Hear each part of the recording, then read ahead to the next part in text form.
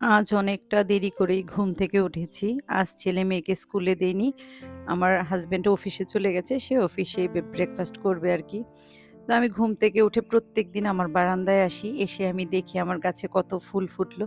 আসলে সকালবেলা ঘুম থেকে উঠে ফুলগুলোকে দেখলে না মনটা অনেক ভালো হয়ে যায়। তো এই যে ফুলগুলোকে দেখে একটু দাঁত ব্রাশ করে বসে পড়লাম একটু জল খেতে। আমি একটু উষ্ণ গরম জল খাচ্ছিলাম। আমার একটু অ্যাসিডিটির প্রবলেম হচ্ছিল।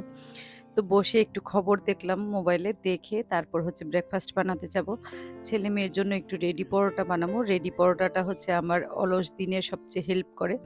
মানে যখন আমি একটু ফ্রি থাকি তখন আর অন্য কোনো কিছু বানাতে ইচ্ছে করে না। তখন আমার ছেলে-মেয়েকে ২ টা পরোটা ভেজে দিলে ওরা অনেক খুশি হয়ে যায়। তো ওদের ২ জনের জন্য বানালাম আর হচ্ছে আমার হেল্পিং হ্যান্ড এর জন্য পরোটা বানালাম। আর আমার জন্য আমি ২ টা রুটি ভাজবো। এইগুলো হচ্ছে ফ্রোজেন রুটি। মানে আমি যখনই রুটি বানাই বেশি হয়ে গেলে সেগুলোকে হালকা সেঁকে আমি ফ্রিজে সংরক্ষণ করে রাখি। যখন দরকার হয় তখন আবার ভেজে খেয়ে নিই। তো এই তো আমার ছেলে হচ্ছে ডিম পোচ দিয়ে খাবে আর মেয়ে হচ্ছে দুধ চা দিয়ে খাবে। ওদের জন্য আলাদা, আলাদা করে বানালাম। আর আমার জন্য একটা ডিম করে নিলাম। আমি ডিম দিয়েই রুটিটা খাবো। আর আমার জন্য গ্রিন টি করেছি। আমি আসলে দুধ চাটা খেতে পারি না। খেলে অনেক প্রবলেম হয়। এই ছিল আমার দিনের শুরুর ছোট্ট একটা গল্প। তো আমার দিনের শুরুর গল্পটা কেমন লাগলো জানাবেন। আপনাদের সাথে আবার কথা হবে নতুন একটা ভিডিওতে। সবাই ভালো থাকবেন, সুস্থ থাকবেন। টাটা।